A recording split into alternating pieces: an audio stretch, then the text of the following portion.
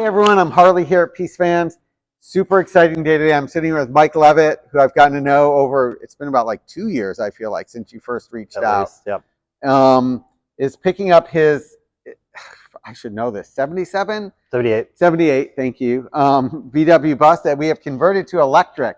Super, super fun day. Mike's been a part of like the journey with us, so to speak. And I don't know, I thought it'd be really fun to sit down with Mike, chat a little bit, and understand like what drove him to do the project, no pun intended. And like just hopes and dreams and, you know, how you're feeling and all that. So we were just chatting a little bit before the video, and you know, like I said briefly, like Mike, I'll just tell a bit of background. So, you know, we launched this EV conversion business long before we were ready for customers. And, you know, we were excited about it, and we were doing prototyping, and we put websites up, and like people were like coming at us, like, I want to do this, I want to do this. And we're like, no, no, no. And Mike was actually like hyper persistent. Oh, right? yeah. Like you came in like annoying. Yeah, I wouldn't say annoying. I mean, I think respectfully annoying. It was annoying until I got to know you. And then I was like, all right, I like the guy. And I think that actually is a tip for all of you out there. Like, that's actually what got you in, like, across the, when I finally met you. Oh, I know. I was going to email and be annoying and nice. Right. Yeah, yeah. And you finally came in, and I was like, oh, okay, he's actually pretty cool. Like, okay, we will, you know, like entertain the project. And, you know, so it was just really fun to get to know you through that, and then to be able to sort of like do this. But so unlike a lot of our customers, like I'm looking at some things over there, like people that have owned these buses like 30, 40, 50 years, you kind of just had bought it with the vision of converting it to electric. So like what, I mean, like, tell me again that story. Like it was kind of like COVID, 2020, like what happened? Yeah, just a dark 2020 moment. You have one kid or two? One kid. She was at the time when I first even thought of doing this, my daughter was probably 2.5 years old. So it's still in the throes of childcare, and then there's this pandemic going on, and you know our lives are upside down. I think living on Vashon Islands, being really isolated. The West Yellow Bridge was down at the time, and then just that feeling of like kind of being stuck in the car a lot. I felt like I wanted kind of a way out of that, realizing, you know, even looking forward, you know, at some point my daughter is going to be like getting dropped off at practices, and I'm just going to spend a lot of time in my car. Yeah. To be fun. I wanted it to feel right. And so my wife and I were just sitting there like, just, you know, really like very raw kind of brainstorm. And I say, you know what? I just want an old VW bus, and I want it to be electric. It just came out of my mouth though. I didn't really know what I was saying. Just kind of blah, blah, blah. Yeah. And well, I think which is true, because if you were rationally approached the project, you probably would have never gotten to that point. Right. It has to be. Yeah. It was very emotional, very like, you know, I don't know what I'm saying. And she looks at me, and, you know, we have this kind of relationship. She's like, okay, all right. You know, like, wait, what? And 5 minutes later, she had already seen the kit from EV West, I think. And so she's like, what about this? I'm like, okay, all right, let's do this. I mean, as soon as I saw that it could become real, that it was that, I think the kit really helped. Right. It was like, okay, well, I can get a bus. Right. There's the kit. And then it was a matter of like time and money at that point, really. So did you find the bus on Vashon? The bus I found, well, first of all, like I'm looking at this kit thinking it looks pretty easy. Yeah. That was the problem. That's the problem. Yeah, so we love EV West, you know, and like, but I mean, these things look really easy on the internet. Yeah. And they're like intensely complicated. Right. So there was that. So I was like, okay, this is easy. All you need is a bus now. Right. So I decided to go up to the bus. Because you're fairly skilled. You're a sculptor. You work with your hands, right? I'm a sculptor, and I wouldn't call myself a mechanic, but I've worked on old cars a lot. My previous vehicle was a 1984 Mercedes, 300D. I was using biodiesel, working on the car. So, like these are kind of in my wheelhouse, but was like, well, I think I can do some of this at least. But I just started looking for VW buses. The first, of course, that came across were like, $30,000 for like a rust bucket that wasn't running. So I'm thinking, okay, well, this is going to be a little bit harder. And I started digging a little bit more. It was, swear to God, it was Craigslist. The guy had listed it for 15 grand. It looked beautiful. I went to West Seattle immediately that moment when I saw it. The guy who had owned this, he was an ophthalmologist. He was a late Grateful Dead follower. He started following Grateful Dead right before Jerry Garcia died. But he had in this bus, was it? Yeah, Oh, wow. he had actually like pimped this thing out. Wow. The speakers, all the interior stuff. He was really setting up to like, you know, be following the Dead. And I think he had like 2 or 3 years of actual like life with them. So this thing was like doing what it was meant to do for a little while. And then, you know, fast forward, he became a father and an ophthalmologist. And at one point, this thing was just sitting in his driveway. Wanted to sell it, but it was in like perfect shape. Like it was driving. And so I took it home that day. Wow. You know, I cut him a check and I was like, I drove it around West Seattle. I think that first drive, you know, it was hard to say no. I literally like drove around Alki, people like waving. I know. I haven't even owned the vehicle yet, you know. Well, you can't, so viewers, you can't see the other side. The giant like dancing bear sticker on the door. So yes, I'm not surprised. And it was covered in, you know, Grateful Dead stickers, and it just was like a big eye magnet. And so it was really hard to say no, you know. And so it's like, okay, I've got the bus. It was driving for a while, but I was always intending to convert it. I was like, okay, cool. I get a bonus, you know, whatever, however long this thing drives until it breaks down. I don't know how far you want to get into that story, but did it break down? Yes. Okay, yeah, as they do. And if you're watching this video, more than likely you're interested in converting your vehicle to electric, and you have a VW bus, and like you've experienced like many breakdowns. So it broke down on you? Yeah. The irony is that it was all fuel related. It was all fuel related. So like I have the thing, I know I'm going to convert it at one point. I'm driving it. Great. You know, we went on like a trip to, I don't know, the peninsula. Went to Port Angeles camping for the weekend. And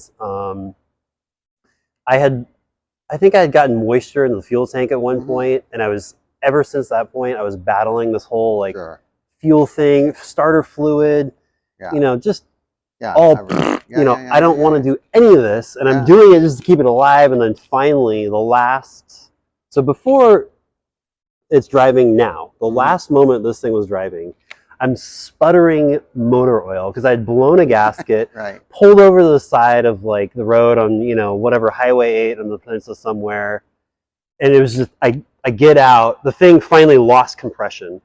I get out. There's literally a sheen of motor oil over the back. And I'm looking at this whole situation like, ugh, I'm just so done with it. But I wanted to be driving it. You know, it's just like, okay, I'm done. Now I want to just gut it all and clean it up and convert it immediately. Yeah. Wow. So at that point, did you already have the kit from EV West, or that's when you were like, I bought the kit at that point. So I was still driving with the old motor. I had the kit, but I didn't have the batteries. So it's kind of like piecing it together. And I also hadn't figured out whether I could even do the work or not. That was another, like I'm still thinking, maybe I can do this. I didn't really know. Yeah. And it's hard work. I mean, it's not just, we talk about this in the industry a lot, where a lot of the vendors make it look like it's easy and it's a DIY thing, and it can be, but like it's also can be really dangerous, you know, especially if you start getting up into high voltage stuff, and you know, you're dealing with really delicate components, and all of a sudden you fry really expensive stuff. And so so Mike came to us, like the annoying calling and the emailing, and then you had this kit, and we're like, well, we don't even know what our protocols are going to be or our thing. And, but yeah, then I feel like it was about this time last year, you finally came in, and I was like, all right, you know, like we had hired a few people, and I was like, all right, we're ready to like take on, like stop doing internal projects and take on like people's projects. And, you know, we looked at your components, and we're like, well, we can use some of them, but some we can't. And I had found you the first time I found you guys. We rented a van to go camping. That was, you were renters? Yes. I'm like mortified I don't know this. You know? So really? How I've never met you or saw you, but that was time? good. So that team is great. That rental team, 2 thumbs up. No, we had a great time. That was why I even thought Winona was a baby at the time. She was only like 6, 7, 8 months old. We're 8 months old. We wanted to get out for the weekend, but we didn't want to rent an RV. So this is where Peace fans came in. Oh, They were like, funny. yeah, rent an RV for like a week minimum, you know, Right, yeah, whatever yeah. it is, $1,000 or something. And like, no, we just want like a 4-day trip up to Winthrop, you know. Mm-hmm. We had a van again, had a great time, and then fast forward, I'm looking for anybody to do the work, the conversion work, and I'm hitting wall after wall after wall. I'm like, well, Peace Fans works on VW, maybe. And I was just on a whim, like, hey, you know, like you guys aren't interested, and you were actually like, well, maybe. And then we're spinning this off. And then as soon as you open that door, I'm like, okay. Yeah, I mean, we had the backstory. We had, I mean, like, we have so many people beating down a path to our door to do this work, and we're trying to be very selective and thoughtful about who we work with and who's got a real chance for success. And so, so I am like, I've really enjoyed getting to know you. And I'm really excited that you and Winona and your wife's name? Gina, have this electric bus. Like, I really, I mean, I hope it's everything you want, and I hope, you know, Winona grows up, and I hope people wave at you on Vashon and West Seattle. So, it's going to be, like when people realize like what it is, especially on Vashon, you know, it's going to be crazy. You came in a few times to test drive, and then today you went with Gene, who a lot of you know through other videos. You went for a longer test drive. Like, what were your experiences of the bus? It's pretty peppy. It's the peppiness is one thing. I mean, that's great. It's just, I mean, I have to say, it's like, it's just a dream. It's like it's hard to describe. It's a really like overwhelmingly peaceful feeling. I mean, to use the word, it really is. Like, there's no exhaust fumes, there's no noise. I think I told Josh when the first test drive, it felt like this was the way it was designed originally. Like, I feel like the Germans wanted to do this. You know, and they just didn't either choose to or decide to or whatever, but it just felt like this is the way it's supposed to be. Quiet and clean and breezy.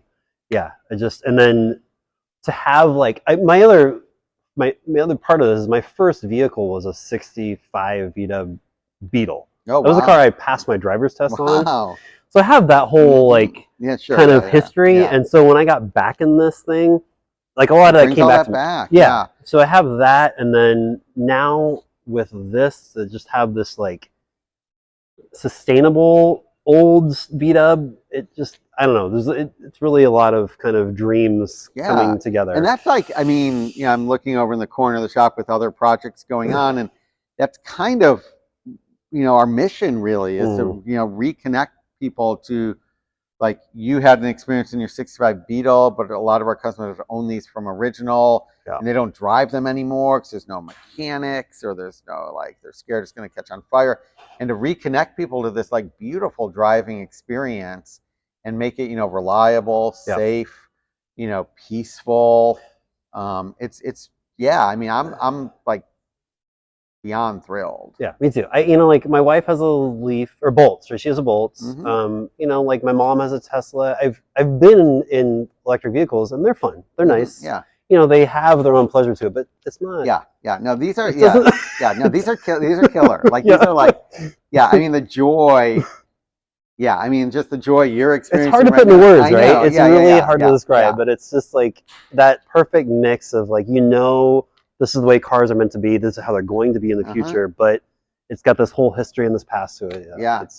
And then for you, we maintain the stock transmission, so you're still shifting through the gears. Totally, which is super fun. Helps. I mean, there's definitely like a 2-speed option, and like people opt for that, but like it really is fun to continue to shift through the gears. And a lot of the switches for the lights and you maintained all of that, so you get that really tactile sense of like the old vehicle and that mechanical experience, which sounds like you like from having wrenched on stuff. Absolutely. And I think, you know, even just first talking to you and Josh, were like, it really was nice to hear you guys share the same vision. Like, we wanted to look exactly like an old bus, but not drive like it. And I'm like, yes, that's exactly what I want. I want on the surface, like, I wouldn't even want, you know, anybody to be able to tell that it was EV.